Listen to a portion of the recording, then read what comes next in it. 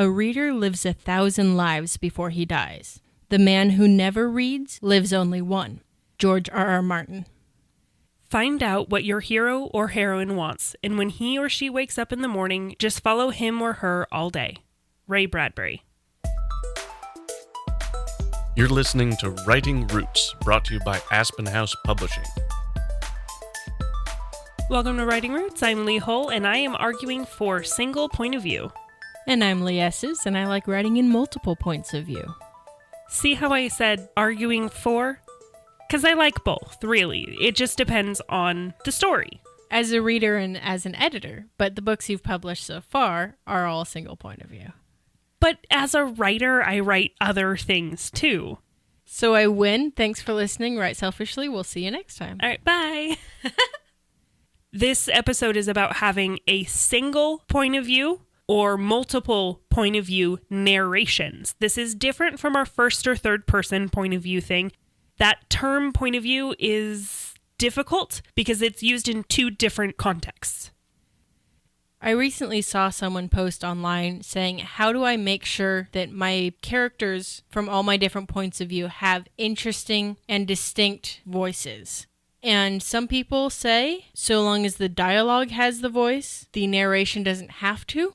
I vehemently disagree, but if that's kind of your point of view, you're writing a third-person omniscient. Because you're writing omniscient, there isn't a point of view character where you're seeing the scene through the character's eyes.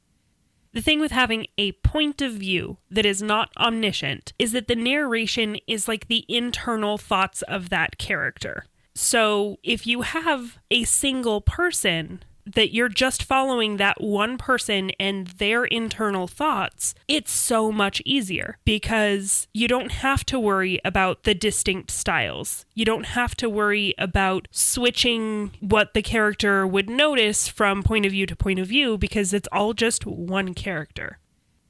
But if you find yourself head hopping as you're writing and you really wish you didn't, and that's a habit you want to break, then perhaps writing from multiple points of view will serve you better. And that means writing the first part of the scene from character A's point of view, and then when you feel yourself wanting to take character B's point of view, do a scene break, and then take character B's point of view.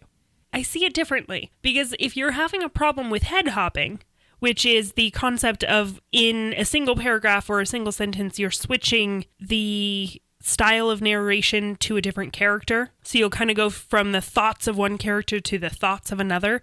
If you're doing that already, you're probably already struggling with the multiple point of view. So you need to focus in on just a single person. You only see everything from this one person's point of view.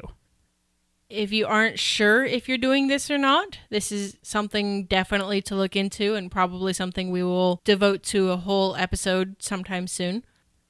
One of the things about a single person point of view, whether you're doing first or third, there are some genres that really work better with a single point of view for many reasons.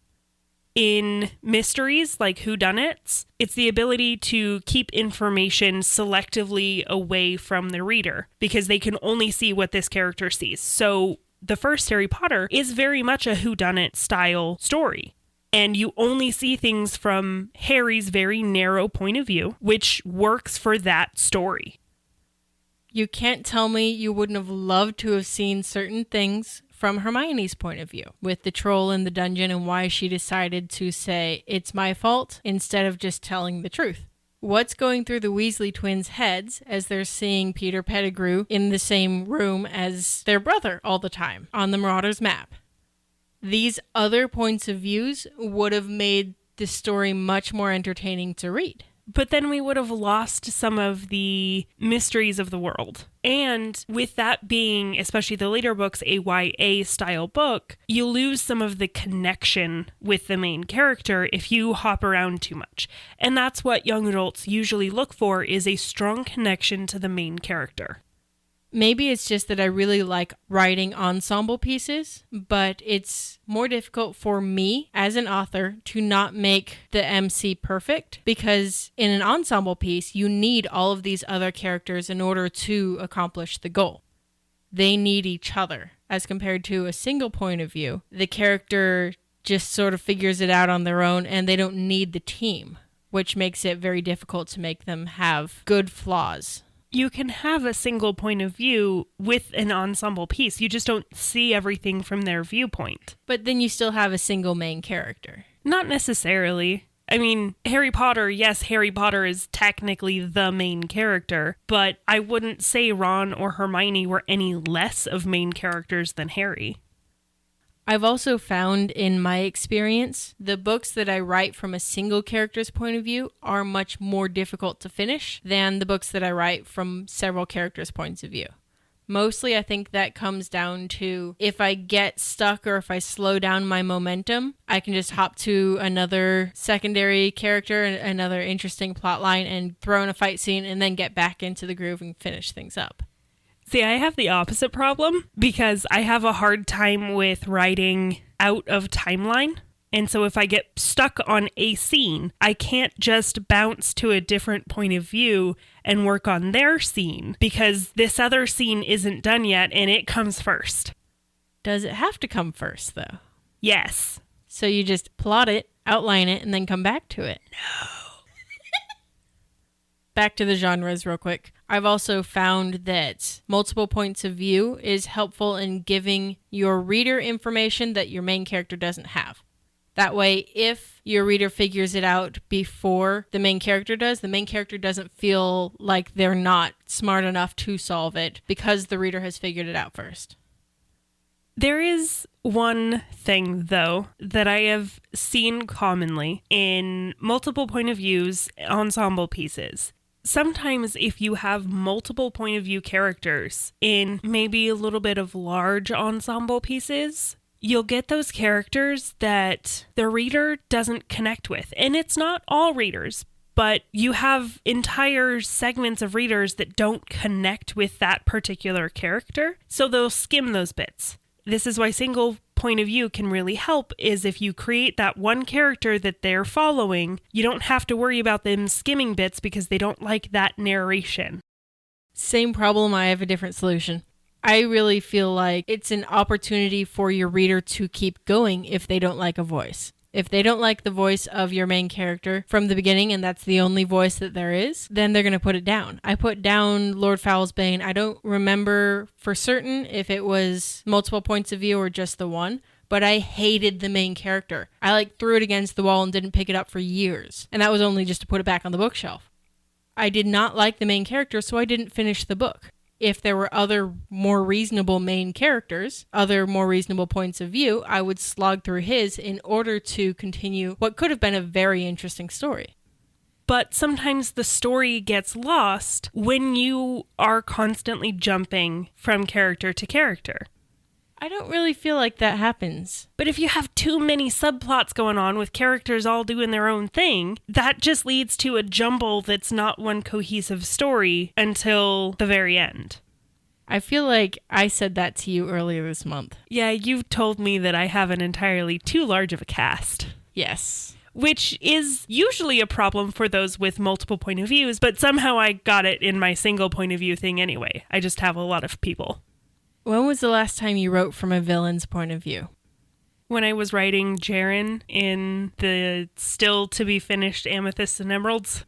And it was really boring and you hated it and you're just never going to write from his point of view again, right? Love writing from his point of view. Right? It's so much fun to write from a villain's point of view. I have found that 100% of the time when my villains fail, it's because I'm not taking their point of view. Having multiple points of views allows you to take a villain's point of view and keep it interesting. Having a great villain is important, and if you are struggling making your villain great, consider taking their point of view. You can take their point of view without having to put that in your book. Write different scenes from them, leave it out, maybe add that as bonus content in teaser stuff or whatever, but you can still stick to one point of view because in general, if you want to pursue traditional publishing, most publishing companies want as few point of views as possible.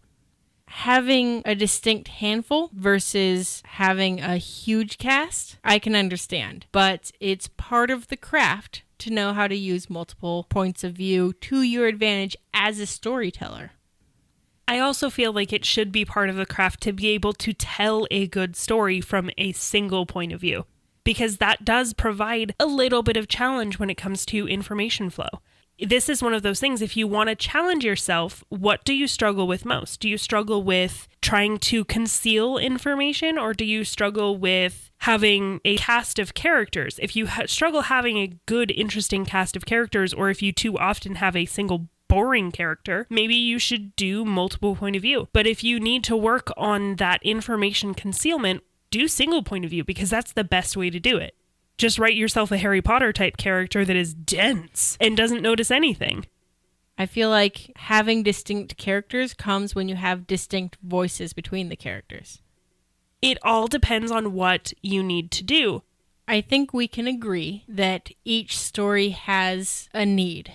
Some stories really need multiple points of view. Some stories are better served with a single point of view.